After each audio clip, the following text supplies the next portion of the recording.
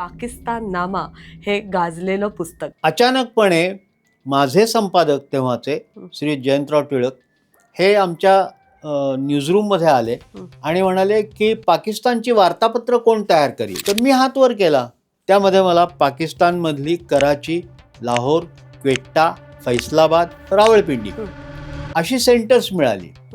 तर म्हणलं सोन्याहून पिवळं आहे आणि याच शहरामधनं सगळं पाकिस्तानचं राजकारण चालतं. मग मी तिथून लाहोरला गेलो विमानाने आणि लाहोर कराची फ्लाईट पकडली. माझ्या व्हिसावरती स्टॅम्प मारलेला होता की you have to travel by air only. हां, हे मी का सांगतोय त्याचा पुढचा मी नंतरचा भाग तिकडे येणार आहे. त्यांनी एक खणखणीत सॅल्यूट ठोकला. तो साध्या पोशाखातला माणूस होता आणि त्यांनी सांगितलं I am assistant commissioner of police, जो मला सोडायला YMCA ला आलेला होता. अरविंद गोखले हे बेनझीर भुट्टो यांची प्रत्यक्ष मुलाखत घेणारे पहिले मराठी पत्रकार. त्यांनी फोन केला, बेनजीर फोनवरती आली आणि दोघांमध्ये डिस्कशन झालं. तर ते म्हणाले त्यांना घेऊन या. म्हणून संध्याकाळी 5-5:30च्या सुमाराला मी त्यांच्या 65 क्लिफ्टन रोडच्या त्या बंगल्यामध्ये मी प्रवेश करता झालो. तर मोहम्मद बिन कासिम चौक जरी असला आता तरी या चौकाला पूर्वी लोकमान्य टिळक चौक असं नाव होतं आणि त्या ठिकाणी टिळकांचा पुतळा होता. काश्मीर हा निश्चितपणे भांडण्याचा मुद्दा त्याच्या दृष्टीनं होता, माझ्या दृष्टीने तो होता. तर रोज आमची ही खडाजंगी चालायची. तो म्हणाला काश्मीर देऊन टाकलं तर मग आम्हाला काही प्रॉब्लेमच नाही आहे, भारताबरोबरचे आमचे संबंध म्हणजे तुम्ही मागणारे कोण? काश्मीर आमचा आहे, आमचा काश्मीर तुम्ही मागताय, तुम्हाला लाज नाही का वाटत वगैरे अशी माझी चर्चा व्हायची. उर्दूतली भगवद्गीता होती आणि त्याला एवढं असं वाटावं आणि मी त्याला म्हणलं की मैं तो आपको जानता नहीं हूँ, आप कौन साहब आहे म्हणल्यावर त्यांनी खिशातनं व्हिजिटिंग कार्ड काढून दिलं. पण जर मी त्याच्या जाळ्यात सापडलो असतो तर आज मी मुलाखत द्यायला इथं हजर राहू शकलो असतो की नाही याच्याबद्दल माझ्या मनात शंका आहे.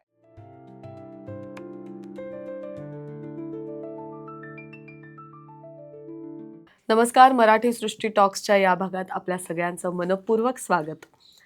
भारत पाकिस्तान फाळणीचे पडसाद हे दोन्ही देशांमध्ये उमटले आणि त्याचे अनेक पडसाद आज आपणही भोगतोय, नागरिक भोगतायत. यातनं वाट काढण्यासाठी म्हणून अनेक प्रयत्न सुद्धा चालू आहेत. खरं तर आपण स्वप्न पाहतो परदेशात जाण्याची, परदेश पाहण्याची, मात्र कोणाची तरी एक दुर्दम्य इच्छा पाकिस्तान पाहण्याची सुद्धा असू शकते.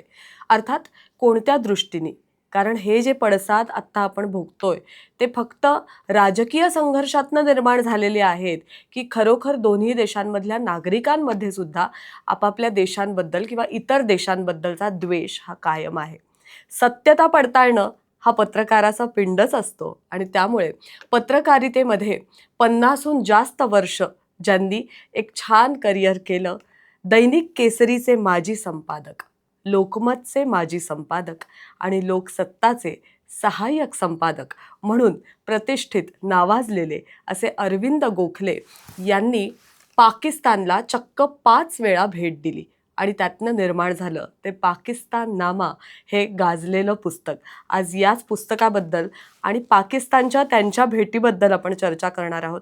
नक्की हा देश कसा आहे, त्यांनी काय पाहिलं, पत्रकारितेच्या चष्म्यातून काय पाहिलं आणि एक भारताचा नागरिक तिथे गेल्यानंतर त्यांना कसा अनुभव आला याविषयी जाणून घेणार आहोत. नमस्कार अरविंदजी. नमस्कार. मराठी सृष्टी टॉक्समध्ये तुमचं खूप स्वागत आहे. धन्यवाद. त्यात अनेक पुस्तकं तुम्ही लिहिलीत. तुमच्या संपादकीय करिअरमध्ये सुद्धा वेगवेगळे अनुभव आले, पण त्यामधला सगळ्यात अधोरेखित करण्यासारखा अनुभव म्हणजे संपादक असताना, पत्रकार असताना पाकिस्तानला जाण्याची संधी. ही संधी सोडायची नाही हे ठरवलं, पण ते जे म्हणतात की म्हणजे एकदाच नाही तर चक्क 5 वेळा जी भेट घडली, का असं वाटलं सुरुवातीला की पाकिस्तानला आपण जावं? कारण तुम्ही ज्या काळामध्ये गेलात त्यावेळेला अजून ती परिस्थिती थोडी नाजूक होती, तणाव होता, संघर्ष होता. या सगळ्या तणावाच्या काळामध्ये पाकिस्तानला जाण्याची संधी आपण धरून ठेवावी असं का वाटलं? याचं एक कारण असं सांगतो की पाकिस्तानला जाणं म्हणजे आपण काहीतरी वेगळं करतोय हं. हे त्यातनं मला दाखवायचं होतं. बरं. पण त्याहीपेक्षा ही पाकिस्तानकडे पाहायची माझी दृष्टी कधी तयार झाली, तर पाकिस्तान म्हणजे आता केसरीमध्ये काम करत असताना मी साधा उपसंपादक होतो सुरुवातीच्या काळामध्ये. 69 मध्ये मी लागलो हां. आणि 71 मध्ये बांगलादेश निर्माण झाला. बांगलादेशचं युद्ध होत असताना हं. अचानकपणे माझे संपादक तेव्हाचे हं. श्री जयंतराव टिळक हे आमच्या न्यूजरूममध्ये आले हं. आणि म्हणाले की पाकिस्तानची वार्तापत्र कोण तयार करील. हं, हं, हं. तर मी हात वर केला. हं. त्यावेळेला मी 24-1 वर्षाचा होतो हं. आणि मी हात वर केला, तू लिहिशील? तर म्हणाले लिही. तर माझ्या ऑफिसमध्ये, त्यांच्या ऑफिसमध्ये पाकिस्तानचा डॉन, पाकिस्तान टाइम्स हं. अशी वर्तमानपत्र यायची. शिवाय लंडनचा गार्डियन यायचा. हां. तेव्हा ते वाचून तू टिपणं काढ आणि पहिलं वार्तापत्र तयार कर आणि मला दाखव. ते पसंत पडले की तू सुरुवात कर. आणि म्हणून मी ती वार्तापत्र लिहायला लागलो आणि जमाल हुसेन या नावाने पाकिस्तानची वार्तापत्र ही केसरीमध्ये सलग त्यानंतरच्या काळामध्ये प्रसिद्ध झाली. 7-1 वर्ष ते सुरू होती. बरं. तर हे करण्याचं भाग्य मला लाभलं. हं, हं. म्हणून पुढे जेव्हा संधी आली रिलायन्स वर्ल्ड कपची, हं. त्यावेळेला ॲक्रेडिशनसाठी आधी अर्ज करावा लागतो. तर आमचे जे स्पोर्ट्सचे प्रमुख होते, हं. क्रीडाविषयक प्रमुख, ते हेमंत जोगदेव, नामांकित पत्रकार आणि क्रीडाविषयक म्हणजे ज्यांच्या डोक्यामध्ये क्रीडा हाच विषय कायमचा असायचा. तर ते म्हणाले की अरविंद तू असं करशील का की तू पाकिस्तानची बाजू कव्हर करशील का? तर म्हणले नक्की करेन, मला आवडेल. तर म्हणाले भारतातलं क्रिकेट जे आहे, जिथे जिथं क्रिकेटचे सामने होणार आहेत वर्ल्ड कपचे, ते सगळे मी कव्हर करतो हं. आणि तू पाकिस्तानचे कव्हर कर. म्हणून मी म्हटलं ठीक आहे. मग त्याप्रमाणे ॲक्रेडिशनसाठी आधी 4 महिने अर्ज करावा लागतो, त्याप्रमाणे अर्ज केला. त्यामध्ये मला पाकिस्तानमधली कराची, लाहोर, क्वेट्टा, फैसलाबाद आणि रावळपिंडी हं. अशी सेंटर्स मिळाली. हं. तर म्हणलं हे सोन्याहून पिवळं आहे. आणि याच शहरामधनं सगळं पाकिस्तानचं राजकारण चालतं. हो. रावळपिंडी हे पाकिस्तानच्या लष्कराचं मुख्यालय आहे. बरोबर. तेव्हा आपल्याला हे सगळं बघायला मिळणार आहे. हं. या दृष्टीने मी अतिशय खुश झालो आणि मग ठरवलं की आपण अर्ज करायचा आणि पाकिस्तानला जायचं. हं. त्याप्रमाणे ॲक्रेडिशन माझं मान्य झालं आणि मला पाकिस्तानला जाता आलं. हा त्यातला महत्त्वाचा भाग. बरोबर. आता पहिली भेट जी होती ती मला पाकिस्तानला जायचंय म्हणल्यानंतर त्याची तयारी करणं वगैरे सगळं आलंच. पण दिल्लीला गेलो हं. आणि त्यावेळेला मुंबई कराची फ्लाईट्स होत्या. हो. पण मुंबई कराची फ्लाईट्सपेक्षा मी असं कारण आपल्याला व्हिसा घ्यायला पाकिस्तानच्या वकिलातीमध्ये जावं लागतं. बरोबर. ते व्हिसा घेण्यासाठी मी गेलो. माझं 2 मिनिटामध्ये काम झालं कारण ॲक्रेडिशन असल्यामुळं काही प्रश्नच आला नाही. हं. मग मी तिथून लाहोरला गेलो हं. विमानाने आणि लाहोर कराची फ्लाईट पकडली. हं. माझ्या व्हिसावरती स्टॅम्प मारलेला होता की you have to travel by air only. अच्छा. हां. हे मी का सांगतोय त्याचा पुढचा मी नंतरचा भाग तिकडे येणार आहे. हं. पण विमानानंच तुम्ही प्रवास केला पाहिजे हे त्यांनी मला सांगितलेलं असल्यामुळं मी लाहोर कराची फ्लाईट घेतली आणि त्याप्रमाणे कराचीला पोचलो. हं. कराचीला आदल्या दिवशी पोचलो. दुसऱ्या 1 दिवस मधला शिल्लक होता. हं. त्या दिवशी नॅशनल स्टेडियम, कराचीचं नॅशनल स्टेडियम जिथं हे विश्वचषकाचे सामने व्हायचे होते, तर ते तिथं व्हायचेत म्हटल्यानंतर मी नॅशनल स्टेडियम तरी पाहायला पाहिजे ना. म्हणून मी त्या YMCAमध्ये उतरलो होतो. YMCAला त्या रिसेप्शनिस्टला विचारलं की मला क्रिकेट स्टेडियम बघायचं आहे. तर तो म्हणाला ठीक आहे, इथून समोर तुम्ही बस करा आणि सरळ जा आणि स्टेडियमचा स्टॉप सांगा, तुम्हाला नॅशनल स्टेडियमला उतरवतील. त्याप्रमाणे एक 20-25 मिनिटामध्ये मी नॅशनल स्टेडियमवरती उतरलो आणि त्या स्टेडियममध्ये ॲक्रेडिशनचा म्हणजे मला आय कार्ड लागतं ना, हो, त्या ॲक्रेडिशन तुमच्याकडे आहे लेखी झालं, ते दाखवून तुम्हाला आय कार्ड मिळवायचं होतं. बरोबर. तर मी त्या नॅशनल स्टेडियममध्ये गेलो हं. आणि तिथल्या पाकिस्तानी क्रिकेट बोर्डाच्या अधिकाऱ्यांशी बोलायला गेलो. बरं. माझं कार्ड तयार होतं. माझी जागा कुठे आहे त्या स्टेडियममध्ये प्रेस बॉक्समध्ये हो, ती बघितली. हो. ती जागा बघितल्यानंतर अं, मी ते खिशात ठेवलं आय कार्ड हो, आणि खाली उतरलो. हो. खाली उतरलो तर तिथे एक जीप उभी होती, हं. ज्याच्यावरती काही लिहिलेलं नव्हतं, पोलीस वगैरे असं काही लिहिलेलं नव्हतं. आणि तिथं त्याच्या शेजारी एक माणूस उभा होता. हं. तो मला म्हणाला की चलो साहब, हम आपको छोड़ देते हैं. तर मी त्याच्याकडे असं बघितलं संशयास्पद रीतीनं की हा आपल्याला छोड ओळखीचा देते नव्हता. आणि ओळखीचा नाही, काही नाही, आपण त्याची काय ओळख म्हणजे काहीच हो. संबंध नाही ना. आणि हा पहिला दिवस, हा पहिला दिवस, पहिल्या भेटीचा पहिल्या पहिला दिवस. भेटीतला पहिला दिवस हां. की जो मला सांगतोय की मी तुम्हाला सोडतो. हं. तर मी म्हटलं ठीक आहे, हं. आपण हाही एक प्रयोग करून बघूया ना. हं. म्हणून मी म्हटलं काही हरकत नाही, येतो.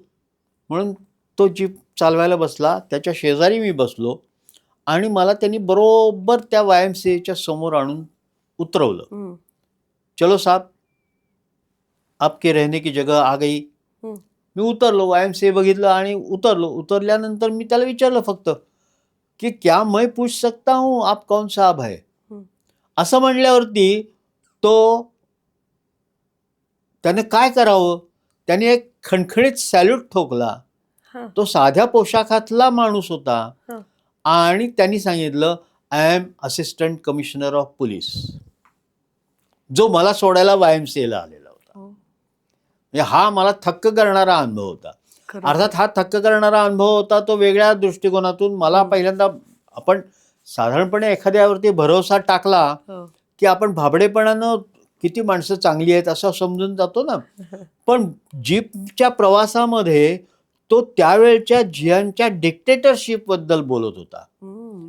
आणि ही डिक्टेटरशिप या देशाला कुठं घेऊन जाईल ते सांगता येत नाही वगैरे सांगत होता. हं.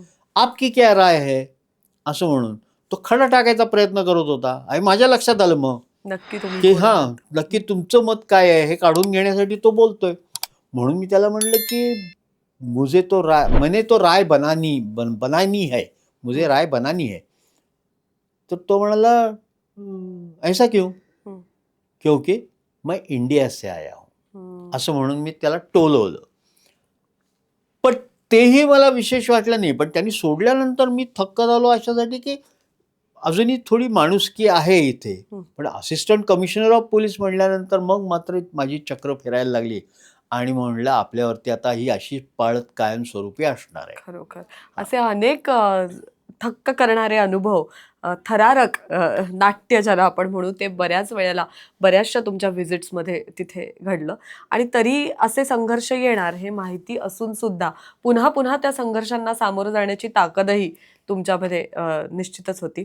अरविंद गोखले हे बेनझीर भुट्टो यांची प्रत्यक्ष मुलाखत घेणारे पहिले मराठी पत्रकार.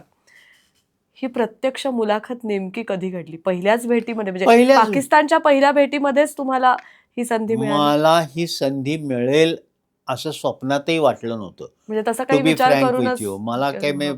बेनजीरच्या घरी जायचंय हं. आणि ते आपल्याला सहजासहजी जायला मिळेल असं हं. मला वाटलेलं नव्हतं. हं. पण रकीब पूनावाला हं. हे जे पुण्याचे गृहस्थ कराचीमध्ये काम करत होते हे मला पूर्णपणानं माहिती होतं. हं. कारण ते पुण्याला येऊन जाऊन असायचे. हं. माझ्या घरी पण ते येऊन गेलेले आहेत. आणि रकीब पूनावाला हे डॉनच्या गुजराती आवृत्तीमध्ये, डॉनची गुजराती आवृत्ती तोपर्यंत निघायची, हां. त्या डॉनच्या गुजराती आवृत्तीमध्ये ते काम करायचे. बरं. आणि ते फोटोग्राफर असल्यामुळं आणि त्यांचा नंबर माझ्याकडे असल्यामुळं मी त्यांना फोन करून विचारलं की मी आलोय. तर ते म्हणाले थांबा 15-20 मिनिटात मी तिथे येतो तुमच्याशी गप्पा मारायला. हं. मग ते माझ्याशी गप्पा मारत राहिले. हां. गप्पा मारत राहिले तर ते म्हणाले तुम्हाला बेनजीर साहेबांना भेटायचं आहे का? तर मी म्हणलं मला आवडेल. हां. मग त्याने तिथंच त्या रिसेप्शनिस्टपाशी जाऊन, कारण या रकीब पूनावालाचं वैशिष्ट्य असं की हा जरी फोटोग्राफर असला हं. तरी सुद्धा कराचीच्या पाकिस्तान पीपल्स पार्टीचा तो सेक्रेटरी होता कराचीचा. बरं. अगदी सामान्य माणूस, हां. पण तो कराचीचा सेक्रेटरी असल्यामुळं बेनर्जी त्याला ओळखत होती. हं, हं, हं. त्यांनी फोन केला, बेनजीर फोनवरती आली हं, हं. आणि दोघांमध्ये डिस्कशन झालं. तर ते म्हणाले त्यांना घेऊन या. म्हणून संध्याकाळी 5-5:30च्या सुमाराला मी त्यांच्या 65 क्लिफ्टन रोडच्या त्या बंगल्यामध्ये मी प्रवेश करता झालो. आणि हो. प्रवेश केला तेव्हा मला रकीब म्हणाला की मी आता जाऊन हिंडून येतो, तुमच्या गप्पा चालू द्यात, ओळख करून देतो फक्त. मग ओळख करून दिली आणि त्याच्यानंतर आमच्या गप्पा रंगल्या. खऱ्या अर्थानं आम्ही दीड तास त्यांच्याशी बोललो, हं. ज्याच्यामध्ये सियाचीनचा प्रश्न हो. त्यावेळेला तोही जो उपस्थित निर्माण झाला केला होता. आणि सियाचीनमध्ये पाकिस्तानी लष्कराच्या सैन्याची जी प्रेतं पडलेली होती ती प्रेतं सुद्धा उचलता आलेली नाहीत या जियांना, हां. म्हणून तिनं कठोर टीका केली त्यावेळेला. मी भारतीय असल्यामुळं मला ते एक वेगळ्याच प्रकारचं खाद्य मिळत होतं हो. आणि ते किती बोलू आणि किती नको असं झालं होतं. आणि त्याप्रमाणे ती मी मुलाखत घेतली आणि ती पाकिस्तान नामामध्ये प्रसिद्ध झाली. बरोबर. पण खरं नाट्य हे नंतरचंच आहे. हं. मी बाहेर पडलो आणि त्या फुटपाथवरती थांबलो. वाहतूक चालू होती हं. आणि त्यावेळेला थांबल्यानंतर एक दोघं जण पठाणी वेशातले मोटरसायकलवरनं माझ्या पुढे येऊन उभे राहिले आणि म्हणाले, बीबी ने आपको क्या कहा? बीबी याने बेनजीर भुट्टो. अच्छा. हां, बेनजीर भुट्टोची जी इनिशियल्स आहेत ती बीबी हं. आणि ते बीबी म्हणून शी वॉज नोन ॲज बीबी. हं. तर बीबी ने आपको क्या कहा? हं. म्हणल्यानंतर मी म्हणलं की आप कौन है? असं म्हणालो. माझ्या भुवया जरा अशा आक्रसल्या. पण मग माझ्या लक्षात आलं की हे आपल्या मागावरती आहे. हो. म्हणून मी उलटा पळत सुटलो. हो. त्यांना जाऊ दिलं आणि पलीकडच्या फुटपाथवरती जाऊन मी चक्क रिक्षा पकडली आणि YMCAला आलो. हा पहिल्या दिवसाचा थरारक अनुभव आहे. खरोखर. या अनुभवातनं मी असं शिकलो की आपल्याला यापुढच्या काळामध्ये जितके दिवस आपण राहू, कारण 15-20 दिवस मी पाकिस्तानमध्ये हो. होतो त्या सलग बरं. क्रिकेटच्या निमित्तानं. तर तो अनुभव असल्यामुळं मला हे सगळं साध्य झालं. खरोखर. नंतरच्या कराचीच्या भेटीमध्ये मात्र मला आणखीन वेगळे वेगळे अनुभव आले. हं. तेही आता खरंय. मी अशासाठी सांगतो की कराची चॅप्टरच असा हो. थक्क करणार आहे की माझा एक मित्र तिथं हां. आहे. तो कराचीच्या युनिव्हर्सिटीमध्ये रजिस्ट्रार म्हणून काम करतो बरं. आणि मी त्यावेळेला काम करायचा. हं. त्याला मी बोलवून घेतलं. त्याला मी बोलवून घेतल्यानंतर तो आला. आम्ही एकत्र जेवायला गेलो वगैरे आणि तो बोलता बोलता त्यांनी अनेक गोष्टींची माहिती दिली. तो म्हणाला, आपण जिथं आत्ता उभे आहोत तो कुठला चौक आहे? तर तो म्हणाला, मोहम्मद बिन कासिम चौक आहे. हं. तर मोहम्मद बिन कासिम चौक जरी असला आत्ता तरी या चौकाला पूर्वी लोकमान्य टिळक चौक असं नाव होतं. बरं. तर मी म्हटलं, काय सांगतोयस? हं. तर तो म्हणाला, हो, लोकमान्यांचा पुतळा होता इथं. बॉम्बे युनिव्हर्सिटीचं, त्यावेळेची बॉम्बे युनिव्हर्सिटी, त्याचं सब ऑफिस हे कराचीला होतं. अच्छा. त्यामुळे कराचीचं ऑफिस हे म्हणजे नंतर मोहम्मद बिन कासिम चौक झाला, पण लोकमान्य टिळक चौकामध्ये हे त्यांचं ते ऑफिस होतं आणि त्या ठिकाणी टिळकांचा पुतळा होता. बरं. दुसरी गोष्ट, टिळकांचा पुतळा आणखीन एका ठिकाणी जो होता तो नारायण जगन्नाथ वैद्य हं, हं. हायस्कूल. हे नारायण जगन्नाथ वैद्य हायस्कूल हे ही मराठीची शाळा, मराठी शाळा तिथे नारायण होती. जगन्नाथ वैद्यांनी स्थापन केलेली ही शाळा हं, हं. आजही त्या शाळेच्या मुख्याध्यापकांच्या मागच्या बाजूला नारायण जगन्नाथ वैद्य यांचा पगडीधारक असा मोठं तैलचित्र लावलेलं आहे असं. बरं. आणि त्या तैलचित्र मी पाहून आलोय. त्या तर ती शाळेच्या शाळा अजूनही आहे. अजूनही आहे NJV स्कूल. बरं. तुम्ही गुगलला सर्च करून बघा, तुम्हाला NJV स्कूलची भव्य इमारत कराचीमध्ये. दिसेल. हो, कराचीमध्ये. पण ती NJV स्कूल म्हणूनच ओळखली जाते. हं. पण ही शाळा तिथं आहे. हं. आणि हे सगळं मला उलगडत गेलं. आणि त्याच वेळेला माझ्या असं लक्षात आलं की कराची आणि मुंबई यांची एक वेगळी रिलेशनशिप त्या काळामध्ये निर्माण झालेली होती. याचं कारण अनेक बॉम्बे प्रॉव्हिन्स असल्यामुळं अनेक मराठी माणसं ही कराचीमध्ये काम करायची. त्यातले हे नारायण जगन्नाथ वैद्य. आणि नारायण जगन्नाथ वैद्य तिथं होते तोपर्यंत त्या शाळेला धक्काही बसलेला नव्हता, टिळकांच्या पुतळ्यालाही धक्का बसलेला नव्हता.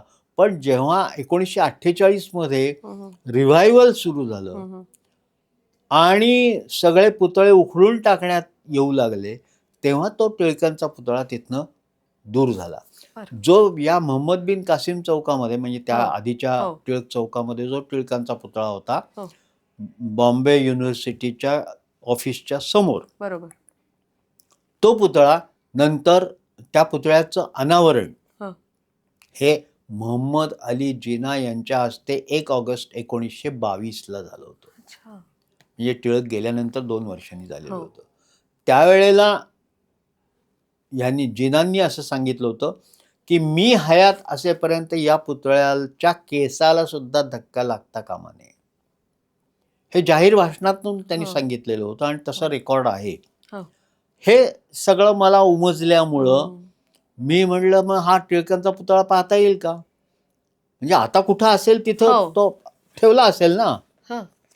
तर मी त्यालाच विचारलं तर तो म्हणाला उद्या चल. आणि त्या कराचीचा जो कॉर्पोरेशन आहे त्यावेळचं, म्हणजे कराची म्युन्सिपल कॉर्पोरेशन, त्या ऑफिसमधला जो सेक्रेटरी आहे, सचिव आहे, त्याला जाऊन भेटूया आपण. मी त्याला जाऊन भेटलो तर तो म्हणाला एक काम करा, तुम्हाला फोटो काढता येणार नाही, तुमच्याबरोबर मी माणूस देईन.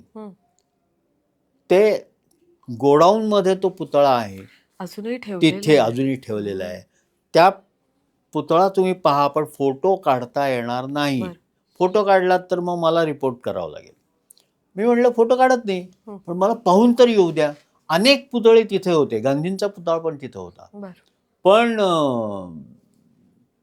टिळकांचा पुतळा मला पाहायला मिळाला आणि हा पुरावा होता. आणि ज्याची मी वेगळी स्टोरी ही केसरीमध्ये त्यावेळेला केलेली होती. टिळक पर्व लिहिताना याचा फायदा झाला, मदत झाली. मला हे सगळं पाहता आलं आणि अनेक मित्र या निमित्तानं माझे तिथे जोडले गेले. टिळक इन्क्लाइन, टिळक इन्क्लाइन हा नंतरच्या म्हणजे टिळक पर्व लिहितांचा तो भाग आहे. परंतु झालं असं की आजचे जे संपादक आहेत, कमाल, त्यांचं नाव आता विसरलोय, पण ते कमाल म्हणून ओळखले जातात. आणि त्यांना मी विचारलं की मी असं वाचलंय की तिथं टिळक इन्क्लाइन आहे आणि त्या टिळक इन्क्लाइन मध्ये ते टिळकांचं स्मरण म्हणून तिथं टिळक इन्क्लाइन अशी पाटी आहे. तर मी म्हणाला मी हैदराबादला जातो, सिंध हैदराबादमध्ये, आणि तुम्हाला फोटो काढून पाठवतो. त्याप्रमाणे त्यांनी फोटो काढून पाठवले, जे मी माझ्या टिळक पर्वामध्ये प्रकाशित केलेले आहेत. त्या टिळक इन्क्लाइन म्हणजे हैदराबादमध्ये शेवटच्या पर्वामध्ये टिळकांनी ज्या ठिकाणी सभा घेतली होती त्या सभेच्या ठिकाणाला टिळक इन्क्लाइन असं म्हणतात. टिळक इन्क्लाइन म्हणजे काय, एक टिळक चौक आपण म्हणतो, नंतर त्याला चौथरा असं म्हणू शकतो. पण त्या टिळक इन्क्लाइन मध्ये अशी व्यवस्था आहे की तिथून वाहनं येत जात असतात, पण तिथं अनेक दुकानं आहेत आणि दुकानांवरच्या पाट्यांवरती हे टिळक इन्क्लाइन असं स्वच्छ उर्दूमध्ये लिहिलेलं आहे. आता ज्या हैदराबादचा उल्लेख आपण या संपूर्ण पॉडकास्टमध्ये करणार आहोत तो सिंध भागातला हैदराबाद, त्याचा आपण उल्लेख करणार आहोत.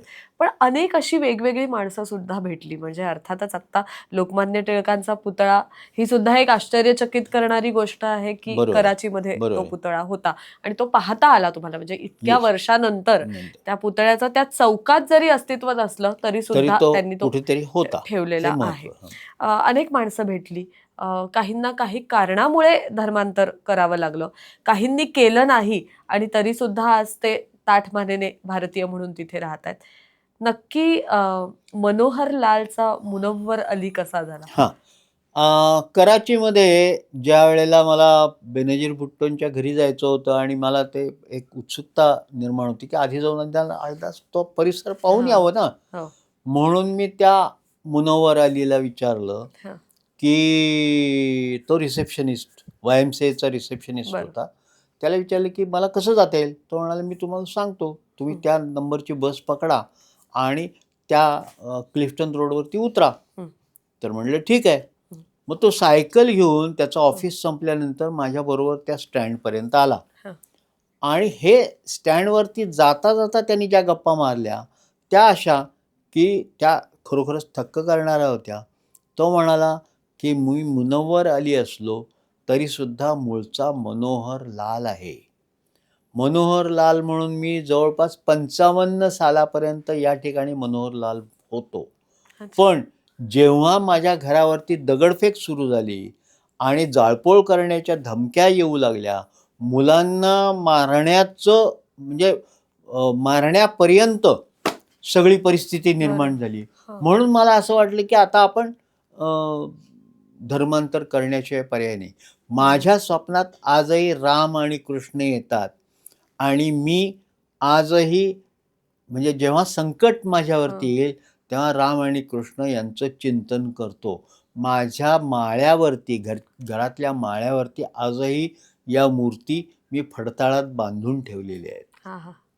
हे असं ऐकायला मिळणं हां. हा सुद्धा एक वेगळा भाग होता. खरोखर. तर मी त्या मुनव्वर अलीचे म्हणजे मला कौतुक वाटलं. पण याच ठिकाणी याच YMCAमध्ये हं. माझी ज्याच्याबरोबर रोज चर्चा होत असे म्हणण्यापेक्षा चर्चा झडत असे, हं. तो जाफर हुसेन किंवा असं त्याचं हं. नाव आहे. तर तो अ, त्या आधीच्या भारतीय लष्करातला एक अधिकारी होता बरं. आणि तो त्या ठिकाणी मॅच पाहण्याच्या उद्देशानं आलेला होता. तो मूळचा कराचीचा नाही. हं. तो हैदराबादहून आला होता. बरं. आणि त्याची माझी रोज खडाजंगी व्हायची. हं. 2 मुद्दे आपल्याला माहिती आहेत, की हिंदू-मुस्लिम हा काही महत्त्वाचा भांडण्याचा मुद्दा नव्हता. हं. पण काश्मीर हा काश्मीर निश्चितपणे मुद्दा. भांडण्याचा मुद्दा त्याच्या दृष्टीनं हं. होता, माझ्या दृष्टीने तो होताच होता. हं. तर रोज आमची ही खडाजंगी चालायची. तो म्हणाला, "काश्मीर देऊन टाकलं तर मग आम्हाला काही प्रॉब्लेमच नाही आहे. हं. भारताबरोबरचे आमचे संबंध म्हटलं, "तुम्ही मागणारे कोण? काश्मीर आमचा आहे. हं. आमचा काश्मीर तुम्ही मागताय, तुम्हाला लाज नाही का वाटत?" वगैरे अशी माझी चर्चा व्हायची. तरी तो माझ्याशी उत्तम वागला. शेवटच्या दिवशी जेव्हा जाण्याचा प्रसंग आला आणि रिसेप्शनिस्ट पुढे उभं राहून मी सगळं पेमेंट वगैरे करत बसलो, त्यावेळेला तो म्हणाला, "गोखले साहब आप जा रहे हैं?" हं. तर मी म्हणलं, "हां." 2 मिनिट रुकिये असं म्हणून तो वरच्या मजल्यावरती त्याचं घर नाही, हं. त्याची खोली होती आणि तो त्या खोलीमध्ये गेला आणि मग तिथून त्यांनी एक बांधलेलं हां. पुस्तक असावं असं मला वाटलं. ते माझ्या हातात आणून दिलं आणि तो म्हणाला, की "हे कुठेही हरवायचं नाही, विसरायचं नाही हं. आणि या पुस्तकाला तुमच्या घरी जर देवघर असेल, तर त्या देवघरात जपणूक करून ठेवा." हं. तर मी त्याला भाबडेपणाने विचारलं, "क्या मैं देख सकता हूँ ये क्या है? ये कौन सी चीज़ है?" अशा अर्थाने मी त्याच्याशी बोललो. तर तो म्हणाला, "हां, बेलाशक." म्हणून मी ते उघडून बघितलं. तर ती उर्दूतली भगवद्गीता होती आणि त्याला एवढं असं वाटावं, तर तो म्हणाला, "हे हरवायचं नाही, विसरायचं नाही, काही त्याचं हे हं. ते तुम्ही बाळगणं हे सगळ्यात महत्त्वाचं आहे." त्यामुळं त्यांनी मला भगवद्गीता भेट द्यावी ती उर्दूतली आणि ती त्यावेळेला गोरखपूर प्रेसमध्ये हं. प्रसिद्ध झालेली, छापलेली 1942 मध्ये छापलेली 1942 होती. मध्ये प्रसिद्ध झालेली, बरोबर. छापलेली तिची आवृत्ती त्यांनी जपून ठेवली होती. कोणा भारतीयाला द्यायचं असं त्याला वाटलं असेल आणि ते हं. भाग्य नेमकं माझ्या पदरी आलं आणि त्यांनी मला खरोखर ती भगवद्गीता भेट दिली. तेव्हा मला असं वाटलं, की अरे अजूनही कुठेतरी तो एक आतला धागा जो हो, बोलत हो, असतो तो आहे. हो. असं काही अगदीच कोणी मागची बाजू हो, किंवा आपलं मागचं पण जे काही आहे हो. ते विसरलेले नाहीये. विसरलेलं नसतं. कुठेतरी बरोबर. तो धागा जोडलेला असतो पण आणि हा बरोबर. धागा कसा जोडलेला असतो हे मी लाहोरच्या अनारकली बाजारमध्ये पण बघितलेलं आहे. हं. लाहोर मध्ये फिरताना लाहोरमध्ये जो अनारकली बाजार म्हणून आहे, हं. त्या अनारकली बाजारमध्ये अनंत कापडाची दुकानं आहेत. बरं. हे कापड व्यापारी बहुतेक हे भारतातून लाहोरमध्ये गेलेले, बरं. पंजाबीच, बरं. पण भारतातून तिकडे गेलेले. बरं. त्यामुळे भारताबद्दलचं एक आकर्षण असतं हो. ते त्यांच्यामध्ये होतं. बरं. तर मी माझ्या भाच्यांसाठी ड्रेस मटेरियल घ्यायला हं. म्हणून एका दुकानात हं. शिरलो. आणि सांगायचं विशेष की त्यावेळेला माझ्या बरोबर हर्ष भोगले होता. अच्छा. हां, जो हं. क्रिकेट कॉमेंटेटर हो. म्हणून प्रसिद्ध आहे. तर तो म्हणाला, "अरविंद, तुला इथली सगळी माहिती दिसते अरे, तर हं. तर चल तू माझ्याबरोबर." तर त्याला उत्सुकता काय? तर त्याच्या आईचा जन्म या अनारकली बाजार मधल्या मारुती मंदिराच्या मागच्या घरामध्ये झालेला होता. अच्छा. त्यामुळं त्यांनी मला हे सांगितलं. मी चकितच झालो. तर तो मी असं त्या दुकानात शिरलो. तो म्हणाला, "मला काही घ्यायचं नाही, पण तू काय घ्यायचं ते घे." हं. तर मी त्या दुकानदाराने मला विचारलं की एकाच भाच्यासाठी घेताय का? हं. तर म्हणलं, तसं बघितलं तर मला 2-3 भाचे आहेत, तर त्यांच्यासाठी पण मला घेता येईल. तर म्हणाले, वेगवेगळं कशाला घेताय, मी तुम्हाला एकाच ताग्यातलं कापड देतो ना. हं. म्हणून त्यांनी त्यावेळेला काहीतरी 15-20 मीटर कापड फाडून हं. ते मला दिलं हं. आणि त्याचं ड्रेस मटेरियल तुमच्या भाच्यांना शिवा असं बरं. सांगितलं. हं. म्हणल्यावरती माझी छाती दडपली अशासाठी की त्यावेळचे का असेना, पण पाकिस्तानी रुपये आपल्याला किती द्यावे लागतील याची हं. मला चिंता होती. म्हणून मी पाकिट काढलं. हं. त्यांनी हात असा धरला आणि म्हणाला, "नहीं, कुछ नहीं, ये आपको भेट है." हो. असं म्हणून ते कापड मला भेट दिलं. एक पैसाही त्याचा घेतला नाही. "आप इंडिया से आए हो, हं. ये हमारे लिए बहुत कुछ है." बरं. हे त्यातलं सगळ्यात महत्त्वाचं होतं. असेही अनुभव, अशीही असेही अनुभव, माणुसकी अशीही माणुसकी. दिसली. आता मंदिरांचा उल्लेख झाला तर त्यावर येणारच आहेत. कारण अनेक स्वामीनारायण मंदिरं, जैन मंदिरं, शंकराची मंदिरं ही तिथे आहेत. वेगवेगळ्या भागात, वेगवेगळ्या गावांमध्ये तुम्ही ती पाहिलेली आहेत. अश्वारूढ शंकर तिथे आहे. तर त्याबद्दल म्हणजे अश्वारूढ खंडोबा आपल्याकडे असतो असा उल्लेख तुम्ही केलात, पण हो. तिथे अश्वारूढ शंकरही पाहायला मिळाले. तोही कराचीमध्ये. हां. स्वामीनारायण टेम्पल. स्वामीनारायण टेम्पलचं वैशिष्ट्य असं की ते मला रकीब पुनावालांनीच तो स्वामीनारायण टेम्पलमध्ये घेऊन गेला, तो मंदिरामध्ये. मंदिर अतिशय उत्तम आहे, हां. पण मंदिराचा परिसर हं. आज कसा आहे मला माहीत नाही. हं. पण मंदिराचा परिसर गलिच्छ वाटला मला. बरं. म्हणून मी म्हटलं, हे असं कसं काय आहे? हं. तर म्हणाले, इथे स्वच्छता जी कराची म्युन्सिपाल्टीकडनं व्हायला पाहिजे, कराची म्युन्सिपल कॉर्पोरेशनकडनं व्हायला पाहिजे, ते होतच नाही. होत नाही. हो. त्यामुळे इथलेच लोक साफसफाई करतात आणि ती जुजबी असते. बरं.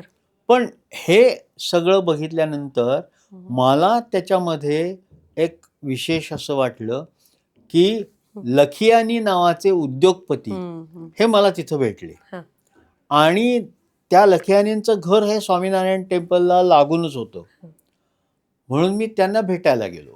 हं. तर ते सिंधी हिंदू गृहस्थ.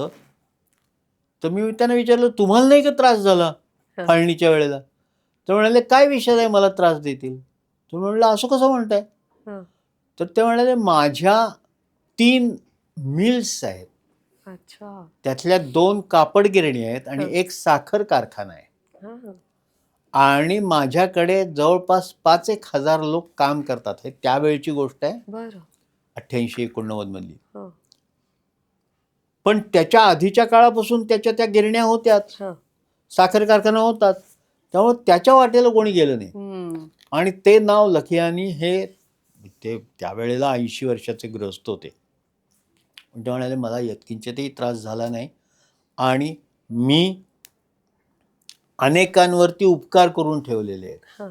त्यामुळे मला कोणी असं त्रास देण्याच्या फंदात पडत नाही. बरोबर. हे सगळं कळलं. हं. त्यानंतर एक मारुतीचं मंदिर हं. हे कराचीच्या समुद्राला लागून हं. असलेलं मंदिर मला पाहायला मिळालं. हं. तिथे गायकवाड नावाचा पुजारी हा त्या मंदिराचं पुजारी पण हो. हा भूषवणारा इसम हा गायकवाड म्हणून होता. बरं. त्याच परिसरामध्ये हिंडत असताना रकीब पुनावाला बरोबरच मी हिंडत होतो. हो. काही महिला या कुंकू लावलेल्या दिसल्या. हं. कराचीमध्ये कुंकू लावलेल्या महिला विटा घेऊन डोक्यावरनं बांधकामासाठी काम करतायत. हे दृश्य मला जरा चमत्कारिक वाटलं. हं. म्हणून मी त्याला विचारलं की या कोण आहेत? हं. तर त्या म्हणाल्या त्या हिंदू आहेत. हं. मग त्या हिंदू कुंकू लावलंय, त्या इतक्या व्यवस्थित वावरतात, हे कसं काय? हं. तर म्हणाला त्यांनी मला जे सांगितलं तेही थक्क करणारं होतं. तो म्हणाला फाळणी झाली हं. त्यावेळेला या लोकांना, म्हणजे ज्यांना आपण दलित म्हणतो, त्या दलित समाजातल्या लोकांना तेव्हाच्या लियाकत अली सरकारने एक फरमान काढलं आणि सांगितलं की बाकी हिंदूंना कुणाला जायचं असेल त्यांना जाऊ द्या, तुम्ही पाकिस्तान सोडायचा नाही. बरं. याचं कारण असं की रोज सकाळचं जे भंगी काम असेल ते या लोकांनी करायचं, ते आमचे लोक करणार नाहीत. हं. ही सगळ्यात ट्रॅजेडी आहे, हं. ही सगळ्यात वाईट गोष्ट आहे. आणि त्यामुळं दुर्दैवानं हा सगळा समाज हा तिथे राहतो. ते राहिला. त्यांची हं. नावं सुद्धा लक्षात, म्हणजे अनेक मराठी कुटुंब आहेत तिथे अजूनही, पण ती दलित मराठी कुटुंब आहेत. खरोखर. एक दोन नावं जी आहेत ती हं. पुढल्या काळामध्ये कुठेतरी भेटली मला, हं. पण तेवढीच. अदरवाईज कोणी उच्चवर्णीय त्या परिसरात राहिला आहे हं. असं झालं नाही. बरं. म्हणजे हे सगळे लोक नंतर परत आले. अनेक आपल्या माहितीतल्या अनेकांचे आईवडील तिथनं हं. पळ काढून आले हे हं. आपल्याला माहिती आहे. पण हे सगळं म्हणजे काही वेळेला वाईट वाटून घ्यायला भाग पाडणारी हं. अशी हकीकत मला पाहायला अशाही मिळाली. परिस्थिती तुम्हाला पाहायला मिळाल्या. मगाशी तुम्ही जसा मुनव्वर अलींचा उल्लेख केलात, बरोबर. तसे एक मनोहारी लाल नावाचे सुद्धा मनोहारी होते, लाल. हो. की ज्यांनी अजिबात धर्मांतर केलं नाही, केलं मात्र नाही. तरी हो, ताठमाने हो, हो. तिथे राहत होते. या सगळ्यामध्ये एका ग्रंथालयात जाण्याचा सुद्धा योग आला, ज्या ग्रंथालयामध्ये तुम्हाला गीता रहस्य किंवा आपल्याकडचे वेगवेगळे ग्रंथ सुद्धा पाहायला मिळाले. त्याचं असं झालं की लाहोरमध्ये हिंडत असताना मला तिथे गांधर्व महाविद्यालयाची जागा कुठे आहे ती बघायची होती. अच्छा. हं. तर मी त्या हॉटेलच्या मालकाला विचारलं की इथे गांधर्व महाविद्यालय किंवा लक्ष्मी मॅन्शन अशी जी नावं मी ऐकलेली आहेत हो. ते कुठे आहेत? तर तो म्हणाला इथं पलीकडे तुम्ही जा, लक्ष्मी मॅन्शन आहे आणि गांधर्व महाविद्यालयाची इमारत सुद्धा तिथंच होती, हं. अशी माझी समजूत आहे. बरं. तर मी तिथं गेलो. गांधर्व महाविद्यालयाची अंधुकशी पाटी इंग्रजीमध्ये हं. तिथे मला पाहायला मिळाली. बरं. लक्ष्मी मॅन्शन हे देवनागरीत लिहिलेलं तेही मला पाहायला मिळालं. बरं. आणि मग मी तिथून पुढे चालत गेलो हं. हं. आणि दयाळ सिंगजी लायब्ररी हं. तिथे मला पाहायला मिळाली. बरं. म्हणून मी दयाळ सिंगजी लायब्ररीमध्ये आत प्रवेश केला आणि त्या लायब्ररीयनला विचारलं की कुठली कुठली पुस्तकं आहेत? तर तो म्हणाला कुठली पुस्तकं पाहिजे तुम्हाला? म्हणजे मराठी किती आहेत? मराठी म्हणाले फार नाही आहेत, हं. 1-2-4 असतील. हं. पण बाकीची सगळी म्हणजे इंडो पाकिस्तान रिलेशनशिपवरती सुद्धा इंग्रजी, मराठी नाही, इंग्रजी आणि उर्दू अशी अनेक पुस्तकं आहेत. बरं. मी म्हटलं मला ते राहू दे, मराठीचं शेल्फ असेल तर दाखवा. हां. तर त्यांनी मला मराठीचं शेल्फ दाखवलं. तिथं मला तुकारामाची गाथा सापडली आणि तिथं मला लोकमान्य टिळकांचं गीता रहस्य, हो. तेही 1915 मध्ये प्रकाशित झालेलं गीता रहस्य, हं. हं. त्याची आवृत्ती मला तिथे पाहायला मिळाली. बरं. हे केसरीचा संपादक असल्यामुळं मला तर ते मी भारावलेपणातनंच ते मी बाहेर हो. पडलो. खरं, खरं. मी त्या सगळ्यात स्टाफ पुढे त्यावेळेला भाषणही केलं. हं. त्यांनी माझी सही घेतली तिथल्या याच्या पुस्तकावरती आणि त्यांनी मला त्यावेळेला असं हे दाखवलं की दयाळसिंगजी नावाचे गृहस्थ त्यांच्या नावाची लायब्ररी तिथं निर्माण होते. पण नुसतं दयाळसिंगजी नावाची लायब्ररी नाही, तर तिथे एक कॉलेज सुद्धा त्यांच्या नावाचं निघालेलं बरं. आहे हं. आणि तेही आज चालू आहे. बरं, बरं. पण आता एकूण हा सगळा प्रवास करताना किंवा 5ही वेळा जेव्हा पाकिस्तानामध्ये गेलात, तेव्हा भारतीयांनी तिथे फिरणं किंवा स्वतःचं भारतीयत्व जपून तिथे फिरणं, तर तुम्हाला अशा अडचणी निर्माण नाही झाल्या पदोपदी? म्हणजे आत्ता काही सांगितल्यात तुम्ही, पण प्रचंड, हं. प्रचंड. माझा सगळ्यात प्रवास हं. हा थरारक जो आहे, हं. तो थरारक प्रवास हा कराचीपासून लाहोरपर्यंत बसचा प्रवास आहे. हा, का बरं करा बसनी? हां, मी बसने जायचं ना ठरलेलं नव्हतं. तिकीट हां. माझ्याकडं ह्याचं होतं, पाकिस्तान इंटरनॅशनल एअरवेजचं. हां. कराची ते लाहोर माझं हां. तिकीट बुक झालेलं होतं. हं, हं. पण तिकीट बुक झालेलं असताना हं. मी माझे त्या रजिस्ट्रारचा जो उल्लेख केला आहे, हां. तो माझा मित्र असल्यामुळं मी त्याला विचारलं, की आता मला कराचीहून लाहोरला जायचं असेल हं, हं. आणि जर मी रेल्वेनं गेलो तर काय होईल? हं. तर तो म्हणाला, रेल्वेमध्ये स्टेशन्स बरीच लागणार आहेत. हं. अनेकांचं तुझ्या कानाकडे लक्ष जाईल, हां. तुझ्या बोलण्याकडे लक्ष जाईल हं. आणि मग ते तुला विचारतील, की हं. तुम्ही कुठून आलात किंवा काय, आणि तुमचा पासपोर्ट कुठे आहे, पासपोर्ट विचारला जाईल. मधल्या एखाद्या स्टेशनवरती असाही अनुभव येईल आणि मग तुझी पंचाईत होईल. हं. तर म्हणलं ठीक आहे. मग मी बसनी गेलो तर काय होईल? तर बसनी गेलो तर तुझा पाठलाग सुरू होईल. हां. हे त्यांनी मला सांगितलं होतं. हां. त्यांनी मला अक्षरशः वॉर्निंग दिली होती, हं, हं. की तुझ्याकडं तिकीट आहे, हं. तू कराची ते लाहोर हे विमानानंच जा. पण मला हौस दांडगी ना, की मी म्हटलं बघूया तरी, त्यानिमित्तानं आपल्याला प्रदेश पाहायला मिळेल. त्या थरचं जे वाळवंट आहे, हं. त्या वाळवंटातनं ती बस जाते. हां. त्यामुळं हे मला माहीत असल्यामुळं मी म्हटलं जाऊया, बघूया. अनेक ठिकाणी हा प्रायव्हेट टोल किती नाके अंतराचा प्रवास आहे कराची ते लाहोर? हा 24 तास लागतात. बसनी 24 तास लागतात. हे धाडस तुम्ही केलं हे बसनी म्हणजे जायचं? सकाळी 6 वाजता मी निघालो, हां. ते दुसऱ्या दिवशी सकाळी 6 वाजता मी लाहोरच्या दारात होतो. बरं. आणि या सगळ्या प्रवासामध्ये खाली उतरून पोटपूजा करावी म्हणून एखाद्या कॅन्टीनपाशी जावं, हं. उपाहारगृहापाशी जावं, तर पाठीमागून प्या प्या प्या करत पोलिसांच्या गाड्या आलेल्या असायच्या. हां. त्यामुळं मी परत तातडीनं मागे जायचो आणि बसमध्ये बसायचो.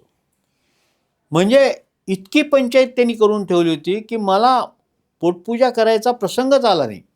फक्त त्या बसचं असं होतं, की ती बस एका डेरा इस्माईल खानवरनं जायची होती आणि डेरा इस्माईल खान आल्यानंतर मी त्या ड्रायव्हरला विचारलं, "डेरा इस्माईल खान आ गया?"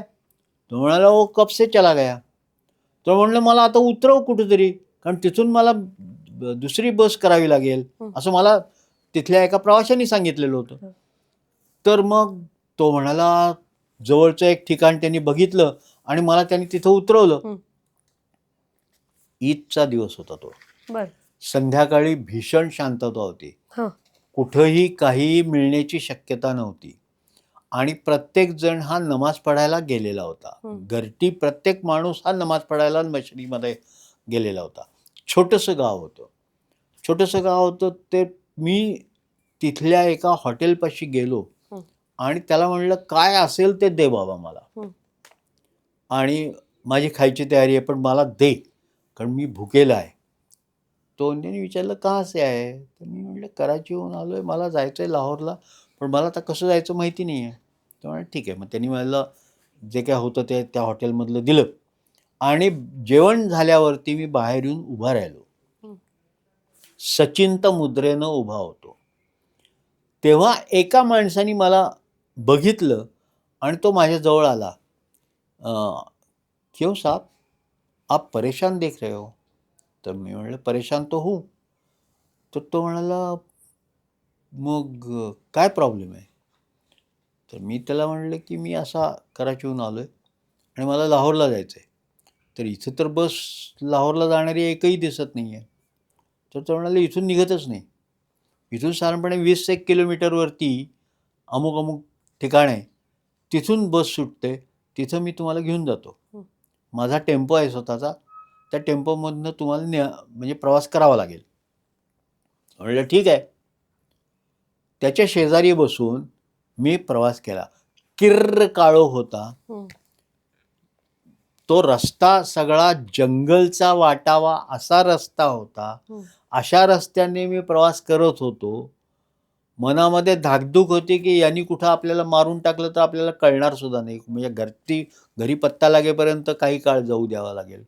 तेव्हा करायचं काय? असं असून सुद्धा मी त्याच्या शेजारी बसून गप्पा मारत होतो. "आप कहाँ से आए हो?" कराची से आया हूँ, आपका नाम क्या है? तेव्हा सांगितलं त्याला, शफीक हुसेन. शफीक हुसेन म्हणल्यानंतर तो म्हणाला, ठीक आहे, आप क्या करते हो कराची में? तो इलेक्ट्रॉनिक्स का बिझनेस है, असं सांगितलं. त्यावरती त्यांनी काही प्रश्न विचारला नाही. आणि तिथून ज्या ठिकाणाहून बस सुटतात त्या ठिकाणी त्या माणसाचं वैशिष्ट्य असं की त्यांनी 200 रुपये घेतले माझ्याकडनं टेम्पो प्रवासाला, आणि माझ्याकडनं ॲडिशनल 200-300 रुपये काहीतरी घेतले आणि म्हणाले तुमचं तिकीट काढून आणतो, क्योंकि आपको यहाँ का कुछ मालूम नहीं है. तर म्हणजे ठीक आहे. त्यांनी माझं तिकीट काढून आणलं आणि ते शफीक हुसेन नावानी तिकीट काढलेलं होतं. माझं नशीब बलवत्तर की त्याच्यावरती उर्दूमध्ये शफीक हुसेन असं नाव लिहिलेलं असल्यामुळं मला अनेक ठिकाणी त्यानंतरच्या प्रवासात मध्यरात्री, उत्तर रात्री 3 वाजता, पहाटे 3 वाजता जी माणसं पोलीस साध्या वेशातली येऊन चौकशी करायची, तुमच्या बॅगा चेक करायच्या, त्यावेळेला मला ते तिकीट उपयोगी पडलं शफीक हुसेन नावाचं.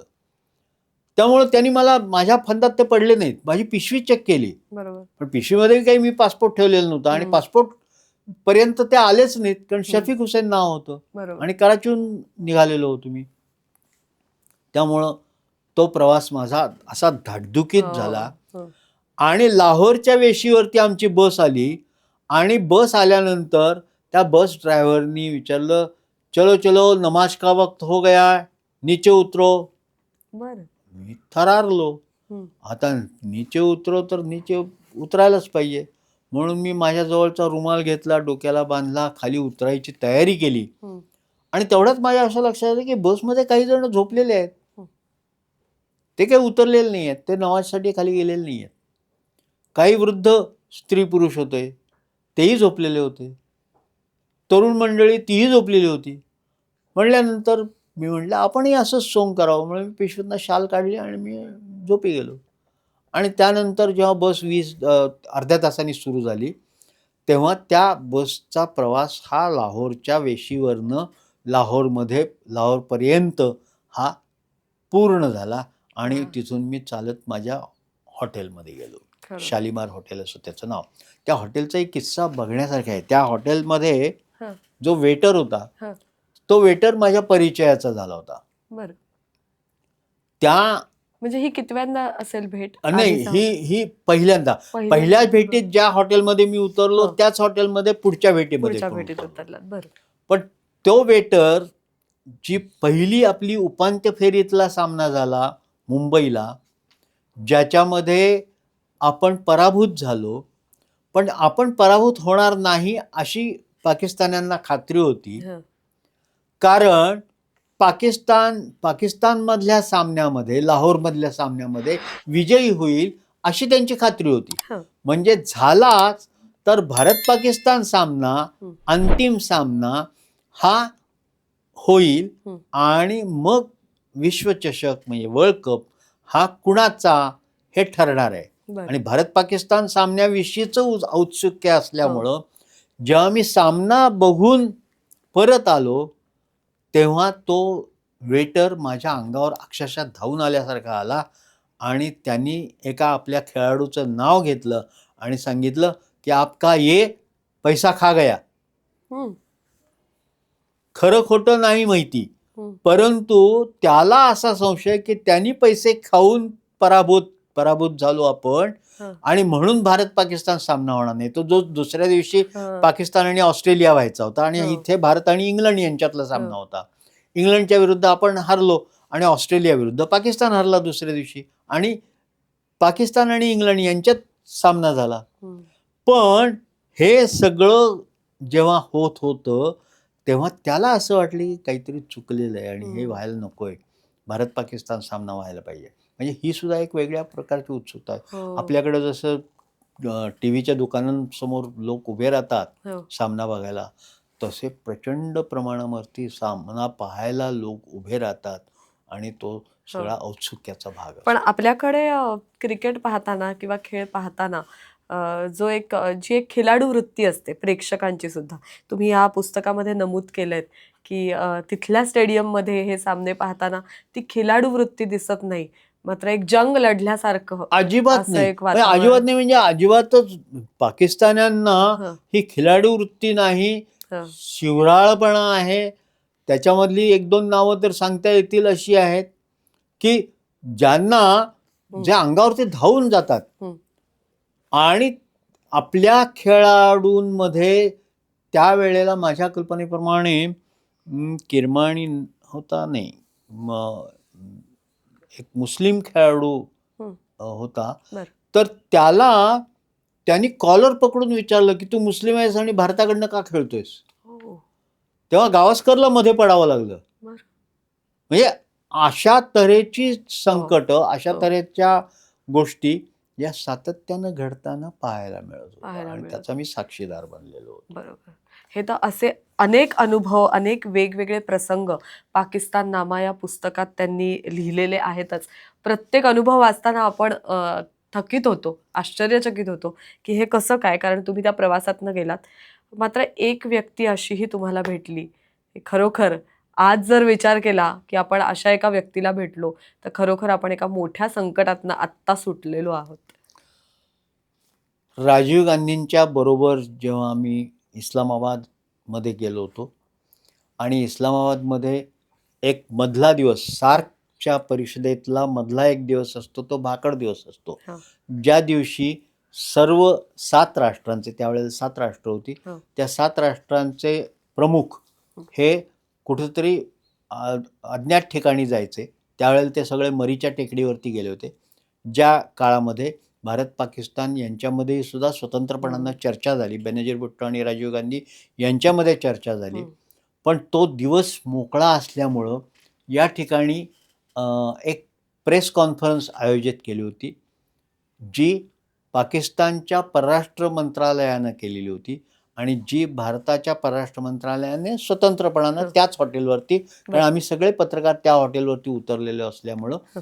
तिथं झालेली होती. त्यामुळे त्या पाकिस्तानी परराष्ट्र मंत्रालयाच्या प्रेस कॉन्फरन्सला मी स्वतः हजर होतो आणि हजर असताना एक शेजारी माझ्या एक गृहस्थ बसले होते हं. आणि ते म्हणाले, "आप कहाँ से आए हो?" तो म्हणलं, "मैं पूना से आया हूँ." हं. "ओह अच्छा, आप मराठी है?" तर म्हणलं, "हां, बिलकुल मराठी पत्रकार हूँ." हं. तर मग तो म्हणाला, की तुम्हाला आमच्या इकडचा काश्मीर बघायचा आहे का? म्हणजे पाकिस्तान व्याप्त काश्मीर तुम्हाला बघायचा आहे का?" हं. तर मी म्हणलं, "बघायला आवडेल, पण माझ्या हातात तेवढा वेळ नाही आहे. उद्या संध्याकाळनंतर आम्हाला परतायचं असेल." तर तो म्हणाला, "नाही, पण ती व्यवस्था होऊ शकेल. तुमचं तिकीट तुम्हाला थोडंसं 1 दिवसाने उशिराचं चालत असेल, तर तेही मिळवून द्यायचा मी प्रयत्न करीन. हं. पण तुम्ही माझ्याबरोबर चला ना, इकडचा काश्मीर बघा ना. हं. आम्ही काय डेव्हलपमेंट्स केलेले आहेत किंवा काय आहेत, ते तुम्हाला बघता येतील." तर मग मला जरा थोडा शंका असा यायला लागली. विचार करावासा वाटला हं. आणि मी त्याला म्हटलं, की "मैं तो आपको जानता नहीं हूँ. आप कौन साहब है?" म्हणल्यावर त्यांनी खिशातनं व्हिजिटिंग कार्ड काढून दिलं आणि व्हिजिटिंग कार्ड काढून मी पाहिल्यानंतर म्हणजे मला धक्का बसला, की तो होता अमानुल्ला खान. अमानुल्ला खान आणि त्याच्या खाली लिहिलं होतं, की Jammu and Kashmir liberation force chief. आता हा माणूस मला तिथल्या पाकिस्तान व्याप्त काश्मीरमध्ये घेऊन जातोय म्हणजे काळबेरं काहीतरी असलं पाहिजे. नक्कीच. म्हणून मी म्हटलं, "नाही बाबा, मला ते शक्य नाही आहे." असं म्हणून मी काढता पाय घेतला. हं. पण जर मी त्याच्या जाळ्यात सापडलो असतो, तर आज मी मुलाखत द्यायला इथं हजर राहू शकलो असतो की नाही, याच्याबद्दल माझ्या मनात शंका आहे. म्हणजे एकूणच तिथे फिरताना खूप सजगतेने तुम्हाला फिरावं आणखीन लागलं असं. एक महत्त्वाचा इस्लामाबादचाच मुद्दा आहे, हां, जो सांगण्यासारखा आहे. माझ्या इस्लामाबादच्या त्या भाकड दिवसामध्येच हां. झालं होतं असं, की एक शर्मा नावाचे गृहस्थ त्या टीममध्ये होते, जे दिल्लीहून आले होते. बरं. किशन शर्मा. हं. तर ते मला म्हणाले, "आप क्या कर रहे हो?" तर मी म्हणलं कुछ नहीं, आज तो शाम को प्रेस कॉन्फरन्स होगी तब देखेंगे. हम्म. तर तो म्हणाला आपण झड्डीचे जाऊन तक्षशिलेला जाऊन येऊया ना, हम्म. इथून जवळ आहे तक्षशिला. तर म्हणलं व्हिसा नाही आहे आपल्याकडे, प्रत्येक गावचा स्वतंत्र व्हिसा तुम्हाला काढावा लागतो, तेव्हा तुम्हाला तक्षशिलेचा व्हिसा असेल तर तक्षशिलेला जाऊ शकता, बरोबर. तर व्हिसा नाही आहे. तर तो म्हणाला चलो ऐसे ही कौन देखता है. तर मी म्हटलं चला धाडस करूया. म्हणून सकाळी 7 वाजताच्या बसनी आम्ही त्या तक्षशिलेला गेलो. म्हणजे व्हाया रावळपिंडी जावं लागतं. हं. रावळपिंडीला गेलो. रावळपिंडीहून तक्षशिलेला गेलो. तिथे एक टांगा केला. तिथे त्या काळामध्ये टांगे होते, आपल्यासारखेच टांगे. टांगा केला आणि मी तक्षशिलेचं म्युझियम हं. आणि जिथं ते उत्खनन वगैरे सगळं झालेलं आहे हं. त्या ठिकाणी गेलो. ते सगळं पाहत होतो आणि पाहताना मागनं सायरनचा आवाज आला. हं. तर मी शर्मांना म्हटलं शर्माजी अब प्रॉब्लेम हो गया है. तो म्हणाला काय, कुछ नहीं होगा. तर म्हणलं कुछ नहीं होगा क्या, वो सायरन वाली गाडी आ रही है. तर मग तिथल्या कुणीतरी सिक्युरिटीच्या माणसाने सांगितलं की बेनजीरची आई आणि सोनिया गांधी हं. हे ते म्युझियम पाहायला येत आहेत. हं. असं म्हणल्यानंतर मी म्हटलं की आता गडबड होणार आपली, हं. तेव्हा आपण परत जाऊया. हं. मग तोही तयार झाला आणि मग परत जायला निघालो. चालत म्हणजे अक्षरशः पळ काढला म्हणतो ना, हो. तसे आम्ही पळत सुटलो आणि रस्त्यामध्ये एक अशी पिवळी इमारत मला दिसली चौकोनी, बरं. ज्याच्यावरती काही संस्कृत श्लोक लिहिलेला होता, हं. जो पुसटसा होता. बरं. तर मी म्हणलं हे काय आहे जरा बघूया. तर खाली अशा विटा रचलेल्या होत्या. हं. त्या विटा काढल्या आणि आतमध्ये शिरलो. त्याच्याकडे टॉर्च होता आणि तो टॉर्च घेऊन त्यांनी सगळीकडे बघितलं. तिथं गणपतीची मूर्ती मला सापडली. ते तक्षशिलेचं गणपतीचं मंदिर होतं. आणि तिथून जेव्हा बाहेर पडलो तेव्हा आमची छाती डरपली, कारण ते तक्षशिलेचं कॅन्टोन्मेंट स्टेशन होतं. ओ. आज मी हे सगळं पहिल्यांदा सांगतोय कारण हो. तक्षशिलेच्या कॅन्टोन्मेंट स्टेशनवरती आम्ही उभे आहोत हो. आणि समोर रणगाडे आमच्याकडे तोंड करून उभे आहेत. तिथून पुन्हा पळ काढला आणि जेमतेम आम्ही त्या इस्लामाबादच्या हॉटेलवरती आलो. तिथे आमच्यावरती आपल्या परराष्ट्र मंत्रालयाच्या अधिकाऱ्यांनी सरबत्ती केली. आप कहाँ थे दिन भर. हं. तर म्हणलं यही तो थे नाही, आप गायब थे. तर मग त्याला खरं सांगणं आलं. खरं सांगितल्यावरती तो म्हणाला तुम्ही सापडला असतात तर तुम्हाला शोधायला आम्हाला 8-10 दिवस लागले असते, तुम्ही हे करायला नको होतं. तेव्हा मी कान पकडले आणि म्हणलं हो. इथून पुढे मी काळजी घेईन. तुम्ही काळजी घेतली नाही हा नंतरच्या काळामध्ये भाग निराळा. कारण प्रत्येक वेळेला वेगळं काहीतरी धाडस करायचं होतं आणि ते धाडस मी केलं, म्हणून हे पाकिस्ताननामा निर्माण झालं. त्यामुळे पाकिस्ताननामा वाचताना खरोखर असे वेगवेगळे प्रसंग अंगावर शहारे आणणारे, कारण ते धाडस तुम्ही केलेलं आहे. तुमचं स्वागतही AK-47 झालेलं आहे. ते तर भयंकरच आहे प्रकरण. हं. ते पेशावरमध्ये हं.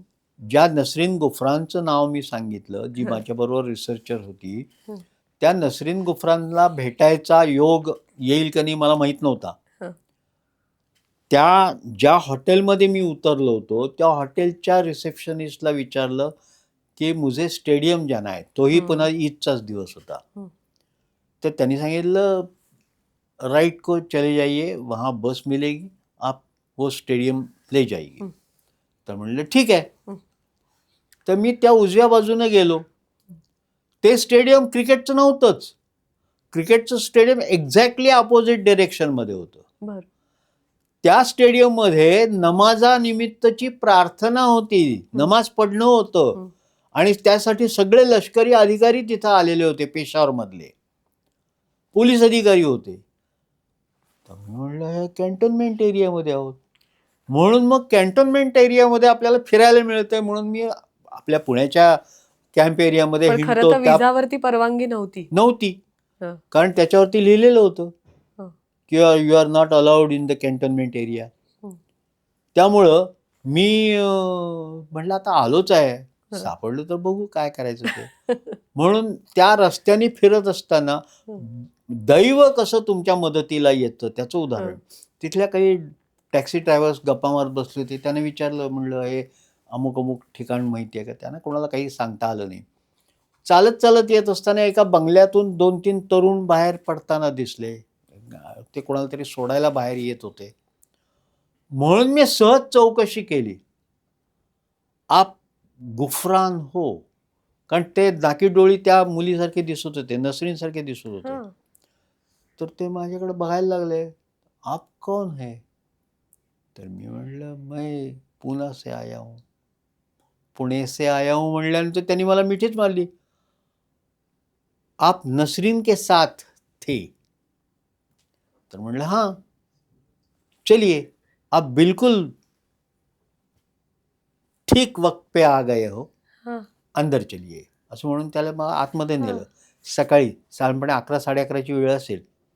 आतमध्ये मला खाऊ पिऊ प्रचंड घातलं हं. आणि मग मला म्हणाले की आलाच आहात तर इथल्या जरा 4 चांगल्या गोष्टी बघून घ्या. नसरी नाही म्हणाली, मी काही येणार नाही, पण तुला माझे भाऊ हे घेऊन जातील. हं. खैबर खिंडीपर्यंत वरच्या टॉपला जाईपर्यंत ते माझ्याबरोबर होते. हं. मला त्यांनी तिथं नेलं. तिथून परतताना शस्त्रास्त्रांचा बाजार मला त्यांनी दाखवला. बाजारात प्रवेश करताना त्यांनी मला असं सांगितलं की तुम्ही तुमची नोटबुक काढू नका, डायरी काढू नका, फोटो काढू नका, काही करू नका. तुम्हाला ते बाजार बघायला मिळेल. तर म्हणलं ठीक आहे, काही प्रॉब्लेम नाही. म्हणून त्यांनी मला तो शस्त्रास्त्रांचा बाजार दाखवला. म्हणजे 20,000 रुपयापासून 2,00,000 रुपयांपर्यंत AK-47च्या किमती असतात हे मला त्या तेव्हा काळी. कळलं, त्या काळी. हं. आणि तिथून बाहेर पडलो. बाहेर पडल्यानंतर ते म्हणाले, आज तुम्हाला असं मी सोडणार नाही आहे, जेवण करून जाऊया. हं. म्हणून जेवायला त्यांनी तिथल्या सेंटिनल नावाचं हॉटेल होतं, त्या हॉटेलमध्ये नेलं. हॉटेलमध्ये आम्ही जेवण केलं आणि त्यांना मी सांगितलं की अहो समोरच्या बाजूला माझं हॉटेल दिसतंय, हं. तर तुम्ही तिथपर्यंत येण्याची आवश्यकता नाही आहे. तर तो म्हणाला की नाही नाही, तुम्ही हमारे मेहमान हो, तुम्ही आमच्याबरोबर चला, तिथं सोडतो. तिथं सोडलं त्यांनी मला आणि 2 अधिकारी, हं. पोलीस अधिकारी जे ISIचे असावेत, ते तिथं आले आणि त्यांनी त्यांची मनगूट पकडली आणि त्यांचा आय कार्ड मागून घेतलं, नॅशनल कार्ड मागून घेतलं हं. आणि त्यांनी त्यांचा लायसन्स जप्त केला. जप्त केलं. आणि मग मला पेशावरमधनं लाहोरला जाताना हा सगळा अनुभव हा गाठीशी असल्यामुळं माझ्या मागावरती कोण आहे हे मला समोरच्या आरशामध्ये दिसत होतं. पेशावरच्या स्टँडपासून लाहोरपर्यंत माझा पाठलाग हा अशा पद्धतीनं चालू होता. हं. म्हणजे या पुस्तकामध्ये तुम्ही अनेक फोटोग्राफ्स सुद्धा दिलेले आहेत. त्यामध्ये तो शस्त्रास्त्रांचा बाजार आहे किंवा खैबर खिंडीची कमान, त्याचाही फोटो आहे. अनेक वेगवेगळे फोटो आहेत. याबरोबर एक सिनेमा स्ट्रीट सुद्धा आम्हाला इथे पाहायला मिळते, की ती खूप प्रसिद्ध अशी पाकिस्तानमधली सिनेमा स्ट्रीट आहे. आजही आपण म्हणूया बॉलिवूड किंवा आत्ता आपल्याकडच्या मनोरंजन क्षेत्रातला बरंचसं आकर्षण त्यांना अजूनही आहे. ज्या काळामध्ये आपल्याकडे झी TV निर्माण झाला हं. किंवा इतर वेगवेगळे टीव्हीचे चॅनल्स यायला लागले, हं. त्यावेळेला झी TVवरती चित्रपट, हिंदी चित्रपट मोठ्या प्रमाणावरती दाखवले जाऊ लागले. हं. त्याचं एक वेगळं आकर्षण पाकिस्तानमध्ये आहे. म्हणजे मला तर एका कराचीच्या सामन्यामध्ये कराची टेलिकम्युनिकेशन्सचा जो डायरेक्टर होता, तो त्याची ओळख करून घेतली गेली. म्हणजे त्यांनी करून दिली मला, की मी असा-असा आहे म्हणून. तर तो म्हणाला, "आप ऐसा कीजिए, माधुरी दीक्षित को हमें दे दीजिए और सब का सब कश्मीर ले लीजिए. सब का सब एशिया ले लिया तो भी चलेगा, हं. लेकिन माधुरी दीक्षित." म्हणलं, "माधुरी दीक्षित से क्या करोगे आप?" काही नाही म्हणाला, "मी त्या माझ्या घरामध्ये अशा पवित्र अशा ठिकाणी त्याला ठेवीन. याच्या पलीकडं काही नकोय." पण हे त्याचं हे सोडून द्या. पण माधुरी दीक्षितबद्दल एक प्रचंड उत्सुकता उत्सुकता. त्या ठिकाणी हं. होती. लता मंगेशकर हो. हे तर दैवत. हो. म्हणजे अनेक ठिकाणी पण तिथेही ते दैवतच दैवत मानलं आहेच, जायचं. हो. दैवत आहेच, दैवत हो. होतंच. त्यामुळे लता मंगेशकर नावाचं नुसतं तुम्ही दुकानामध्ये जाऊन विचारा त्यांना, लता मंगेशकरच्या कॅसेट्स किंवा CDज आहेत का? तर ते तुम्हाला 10,000 वगैरे काढून देतील. हो. इतकं त्यांना त्या गोष्टीचं अप्रूप आहे. हो. आणि म्हणून मला ते फैसलाबादमध्ये जे खलिस्तानी भेटले त्याचंही कारण तेच आहे. हो. काय झालेलं नेमकं ते? लाहोरहून फैसलाबादला जायचं. हं. साधारणपणे 3 तासाचा प्रवास. हां. सकाळी 6:30च्याच बसला मी बसलो हं. आणि उतरलं म्हणजे फैसलाबादमध्ये गेलो. फैसलाबादमध्ये सगळ्या गोष्टी मी पाहत होतो. तिथं बाहेर एक कॅसेटचं दुकान दिसलं आणि बाहेरच्या बाजूला आपल्याकडचा गझल सम्राट त्यावेळचा किंवा आत्तासुद्धा जगजित सिंग आणि इतरांचे फोटो लावलेले मला दिसले. तर मी म्हटलं अरे चा हे काहीतरी वेगळं आहे. हं. म्हणून मी आतमध्ये दुकानामध्ये गेलो आणि त्यांना विचारलं की आपल्याकडे कुठल्या कुठल्या कॅसेट्स आहेत वगैरे. लता मंगेशकर आहेत का? ते म्हणाले की लता मंगेशकर किती पाहिजेत तुम्हाला? हं. 1 ते 10,000 वगैरे असं त्यांनी आकडे सांगितले. म्हटलं 1 ते 10,000 वगैरे मला नको आहे. मला काही निवडक हो. कॅसेट्स असतील तर सांगा. त्यावेळेला 4 ट्रॅकची कॅसेट हो. ही पहिल्यांदा तिथं पाहिली. बरं. हां. म्हणजे तीच कॅसेट उलटी करायची, हो. तो वेगळा ट्रॅक ऐकू येईल आणि त्याच्यावरती वरती खाली असे 2 हो. ट्रॅक आणि मागच्या मागच्या दोन्ही. बाजूला. हो. तर मी हे सगळं पाहत होतो. त्या कॅसेट्स मी काही विकत घेतल्या आणि या सगळ्या कॅसेट्स ज्या आहेत या पायरेटेड कॅसेट्स होत्या. आवाज लता मंगेशकरचा, मागचं म्युझिक बदललेलं. बरं. म्युझिक तयार झालं म्हणजे आता आज आपल्याकडं कराओके हो. वगैरे ज्या पद्धतीनं हो. तयार होतं त्या पद्धतीनं ते तयार झालेलं म्युझिक. हं.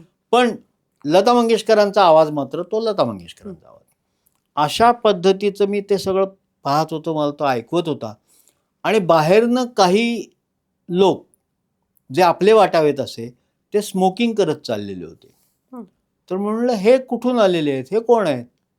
तर ते म्हणाले मी कोण आहे हे त्याला सांगितलेलं नसल्यामुळं हं. त्यांनी सांगितलं की वो इंडिया से आए हुए हैं. बरं.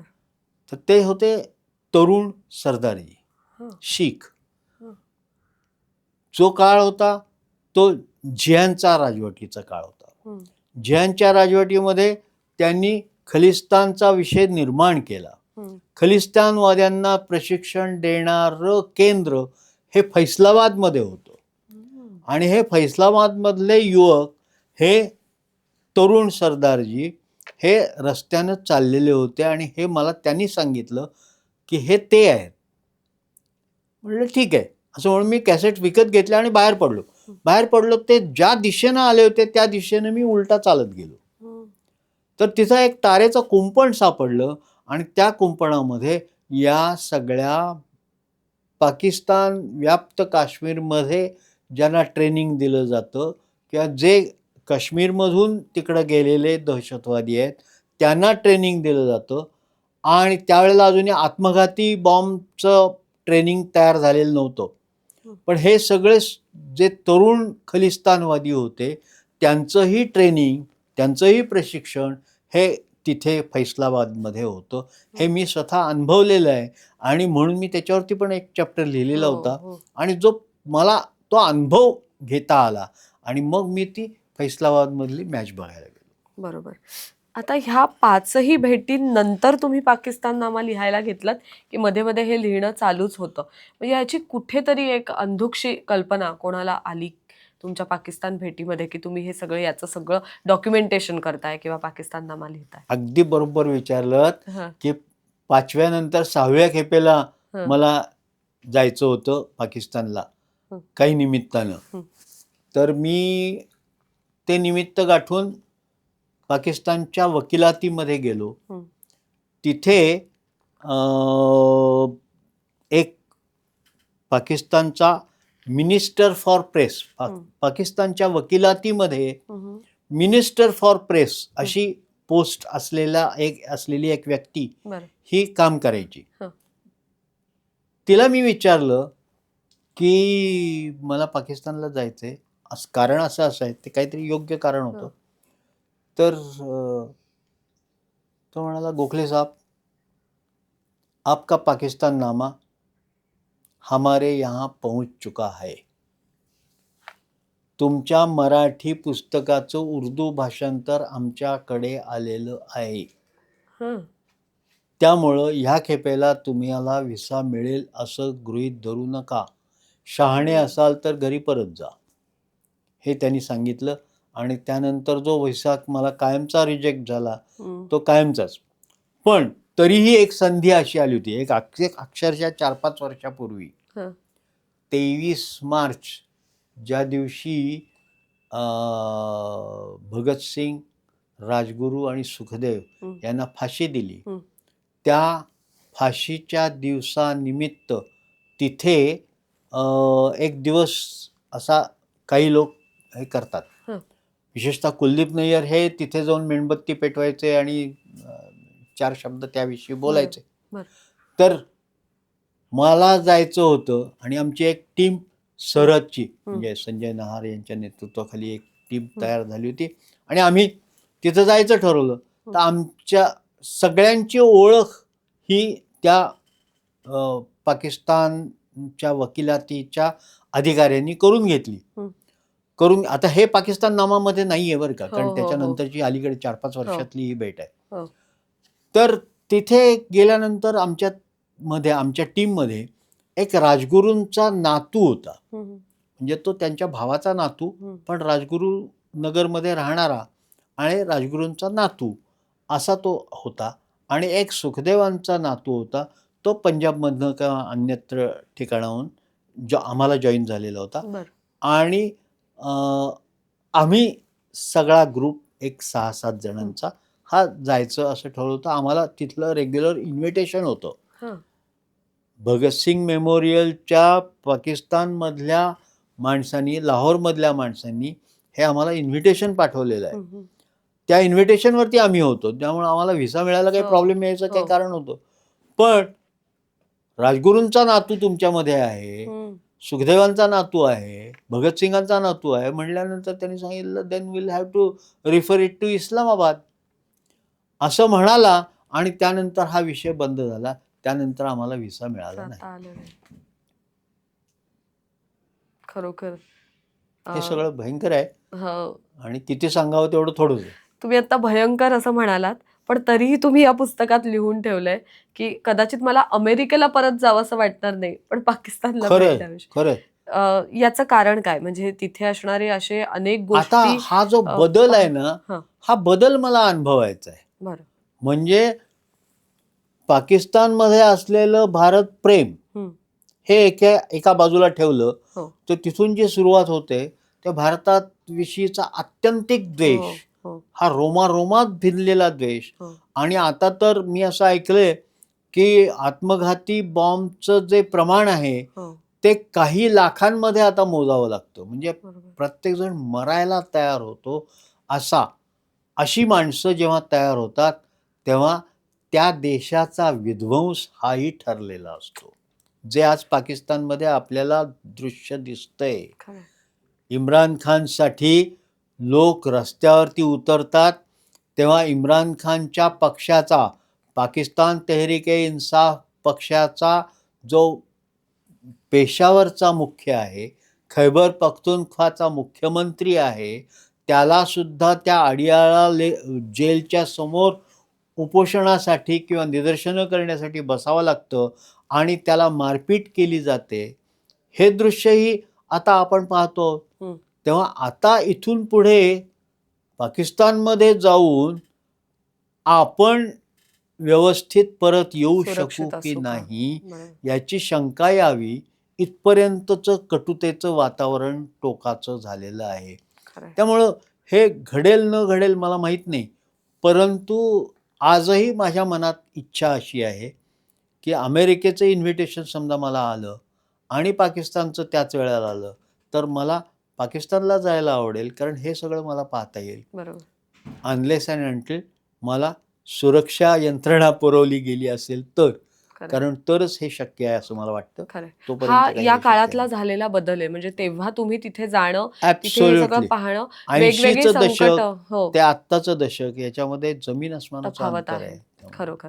म्हणजे बेनझीर यांना तुम्ही त्या काळी काही वर्षांपूर्वी जो प्रश्न मुलाखतीमध्ये विचारलेला, की पाकिस्तान के अब के सूरत-ए-हाल कैसे है? तर हा प्रश्न आत्ता जर तुम्हाला विचारला, तर त्याचं उत्तर आत्ता तुम्ही त्याचं वर्णन केलेलं आहे, की ते अत्यंत अवघड आहे. बिघडलेली अत्यंत बिघडलेली परिस्थिती आहे. परिस्थिती आहे. फक्त पाकिस्ताननामा हेच पुस्तक नाही, तर IC-814 या अपहरणाबद्दल लिहिलेलं आणि मला वाटतं ती या अपहरणाशी संबंधित असलेली पहिली कादंबरी तुम्ही लिहिलेली आहे. बरोबर आहे. या कादंबरीचं वैशिष्ट्य असं की हं, मी त्यावेळेला संपादक होतो हं, आणि 1999 मध्ये 25 तारखेला 25 डिसेंबरला हे झालेलं अपहरण आहे हं, आणि ते अपहरण होत असताना मी ते सगळं अनुभवत होतो. हं. बरोबर. अनुभवत होतो म्हणून मी ते पाहताना हं, मला असं लक्षात आलं की अरे च्या हं, हे लिहिण्यासारखं आहे. हं, म्हणून मी सहज अरुण जाखडेंना फोन केला, जे पद्मगतनाथचे प्रमुख होते हं, त्यावेळेला. हं, त्यांना विचारलं की म्हटलं अरे असं असं आहे. ते हं, म्हणाले लिहा हं, आणि आपण एक मस्तपैकी कादंबरी तयार करूया. हं. म्हणून मी तिथे मी संपादक, माझा मुलगा आणि माझी सून, जो मुलगा पत्रकार आहे त्याला त्या विमानात बसवलं होतं, अपहरण झालेल्या विमानामध्ये. कारण आतलं दृश्य टिपायचं असेल हो, आणि आतली हो. नावं जर व्यवस्थित आणायची असतील तर त्यासाठी तो एक त्या साक्षीदार पात्र. ठिकाणी साक्षीदार पाहिजे. म्हणून म्हणून हा कल्पास्तव तयार केला आणि हां. म्हणून हे पुस्तक IC-814 तयार झालं. असं हे IC-814 या संपूर्ण अपहरणावर लिहिलेलं सुद्धा पुस्तक आहे आणि पाकिस्ताननामा हे पुस्तक म्हणजे तुमच्या सगळ्या भेटींमधली उत्सुकता ताणून धरणारं असं पुस्तक आहे. प्रत्येकाने वाचायलाच हवं. अ, या पॉडकास्टच्या निमित्ताने आम्ही हा विषय आणि त्यांच्या या भेटीमधलं सगळं वर्णन, बरेचसे प्रसंग सांगण्याचा प्रयत्न केलेला आहे. पण तरीही मला वाटतं भरपूर प्रसंग याच्यामध्ये आहेत. भरपूर थक्क करणारे आहेत. फक्त वाचकांनी वाचावेतच असे काही प्रसंग आहेत. अंगावर शहारे येतील, शहारे असे. काटा येईल खरंय. अशा तऱ्हेचं वर्णन हो. मला करता आलं. हे मी माझं भाग्य मानतो आणि निनाद प्रधानांनी पुढाकार घेऊन हं, या तऱ्हेचं पुस्तक हं, नव्यानं पुढे आणलं हं, आणि ते लोकांना उपलब्ध करून दिलं. हं. हे त्यांचं कौतुक आहे आणि त्यांच्या वाचनातून हे तयार झालं खरंय. आणि त्यामुळं आज पाकिस्ताननामा हे पुस्तक या पद्धतीनं तयार झालेलं आपल्याला पाहायला मिळतं. खरोखर. ही पाकिस्ताननामा या पुस्तकाची ई-आवृत्ती उपलब्ध आहे. पण आज आमच्या या सगळ्या प्रेक्षकांसाठी आज संपूर्ण मुलाखतीमध्ये तुम्हाला कोणते कोणते प्रसंग ऐकायला आवडले, कोणत्या प्रसंगांनी अंगावर शहारा आला, ते प्रसंग नक्की कमेंट बॉक्समध्ये टिपा. आम्ही एका लकी प्रेक्षकाला लेखकांच्या स्वाक्षरीसहित पाकिस्ताननामा हे पुस्तक भेट देणार आहोत. वंडरफुल. तर ही एक छोटासा एक प्रयत्न आहे की प्रत्येकाने पुस्तक वाचन करावं आणि पुस्तक वाचता वाचता आपण किती सजग वाचक असावं हे सुद्धा त्याला मी कळावं. त्यासाठी आत्ताच सही करून देतो आपल्या हातात कॉपी. नक्की. सो ही अरविंद गोखले यांची स्वाक्षरी असलेली ही आवृत्ती नक्कीच आम्ही आमच्या एका भाग्यवान प्रेक्षकांना देऊ. त्यासाठी तुम्हाला काय करायचंय, तर कमेंट बॉक्समध्ये तुम्हाला आत्ता या मुलाखतीत ऐकलेला किंवा आवडलेला एखादा प्रतिक्रिया देण्यासारखा प्रसंग जर तुम्हाला वाटला, तर तो प्रसंग तुम्हाला कोणता वाटतोय तो नक्की टिपा आणि त्यामध्ये भाग्यवान प्रेक्षकाला आम्ही ही आवृत्ती देऊ. धन्यवाद. आज पाकिस्ताननामा या पुस्तकाबद्दल खूप छान चर्चा झाली आणि मुख्य म्हणजे तुमचा हा सगळा प्रवास आज प्रत्यक्ष भेटून ऐकता आला. त्याबद्दल मराठी सृष्टी टॉक्सकडनं तुमचे खूप आभार. धन्यवाद. आजचा हा भाग कसा वाटला आम्हाला कमेंटमध्ये नक्की कळवा. त्याचबरोबर या भागातलं काय आवडलं, त्याचा अभिप्राय, त्याच्या प्रतिक्रियासुद्धा कमेंट बॉक्समध्ये नक्की कळवा. एका लकी प्रेक्षकाला आम्ही हे पुस्तक लेखकांच्या स्वाक्षरीसहित भेट देणारच आहोत. तुम्ही इथे आलात आणि खूप छान या पुस्तकाचं वर्णन आज या मुलाखतीच्या माध्यमातून केलं. धन्यवाद.